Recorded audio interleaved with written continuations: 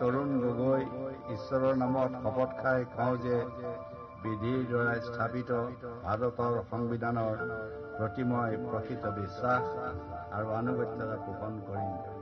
মই ভাৰতৰ সাৰ্বভৌমত্ব আৰু অখণ্ডতা ৰক্ষা কৰিম।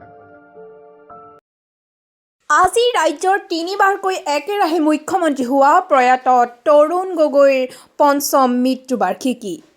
2020 চনৰ আজিৰ এই দিনটোতে শেষ নিশ্বাস ত্যাগ কৰিছিল প্ৰাক্তন মুখ্যমন্ত্ৰীগৰাকীয়ে। মৃত্যুবাৰ্ষিকীত তেওঁলৈ গভীৰ শ্ৰদ্ধাঞ্জলি। আজি ৰাজ্যৰ তিনিবাৰকৈ একেৰাহে মুখ্যমন্ত্ৰী হোৱা প্ৰয়াত তৰুণ গগৈৰ পঞ্চম মৃত্যুবাৰ্ষিকী। 2020 চনৰ আজিৰ এই দিনটোতে শেষ নিশ্বাস ত্যাগ কৰিছিল প্ৰাক্তন মুখ্যমন্ত্ৰীগৰাকীয়ে। মৃত্যুবাৰ্ষিকীত তেওঁলৈ গভীৰ শ্ৰদ্ধাঞ্জলি।